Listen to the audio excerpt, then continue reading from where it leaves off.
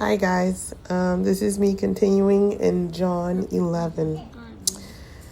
When Jesus saw her crying and the Jews who had come with her crying, he was angry in his spirit and deeply moved. "Where have you put him?" he asked. "Lord," they told him, "come and see." Jesus wept. So the Jews said, "See how he loved him?" But some of them said, "Couldn't he who opened the blind man's eyes also have kept this man from dying?" Then Jesus, angry in himself again, came to the tomb. It was a cave, and a stone was lying against it. "Remove the stone," Jesus said. Martha, the dead man's sister, told him, "Lord, he's already decaying. It's been 4 days." Jesus said to her, "Didn't I tell you that if you believed, you would see the glory of God?" So they removed the stone. Then Jesus raised his eyes and said, "Father, I thank you that you heard me. I know that you always hear me, but because of the crowd standing here, I said this so they may believe you sent me."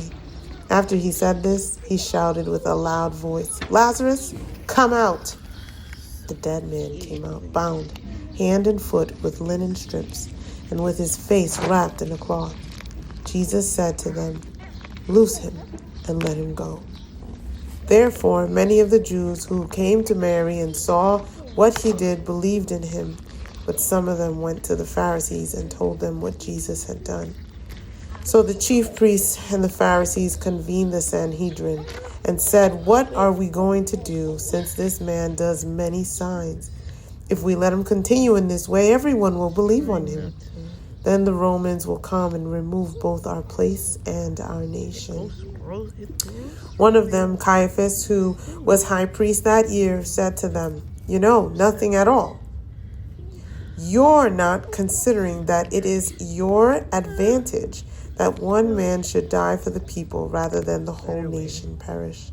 He did not say this on his own, but being high priest that year, he prophesied that Jesus was going to die for the nation, and not for the nation only, but also to unite the scattered children of God.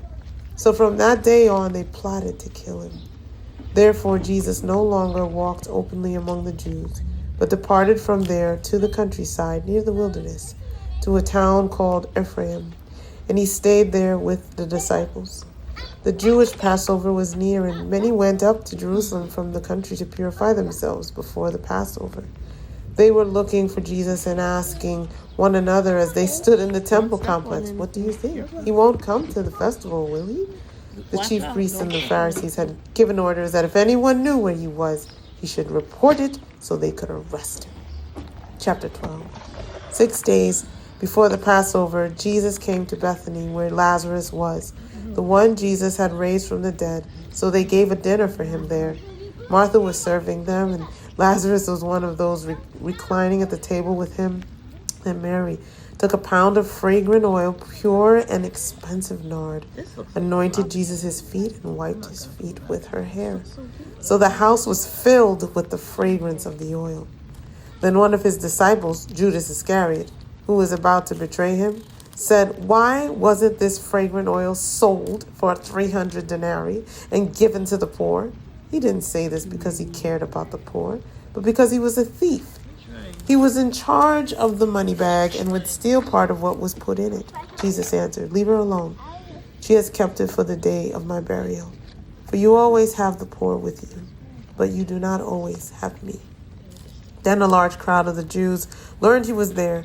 They came not only because of Jesus, but also to see Lazarus, the one he had raised from the dead. Therefore the chief priests decided to kill Lazarus also, because he was the reason many of the Jews were deserting them and believing in Jesus. The next day, when the large crowd had come to the festival, heard that Jesus was coming to Jerusalem, they took palm branches and went out to meet him. They kept shouting, "Hosanna! He who comes in the name of the Lord is the blessed one, the King of Israel."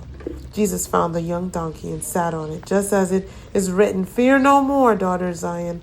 Look, your king is coming, sitting on a donkey's colt."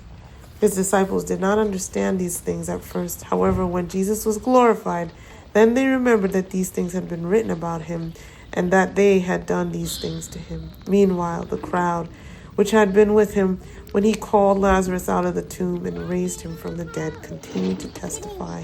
This is also why the crowd met him, because they heard he had done this sign. Then the Pharisees said to one another, "You see, you've accomplished nothing. Look, the world has gone after him."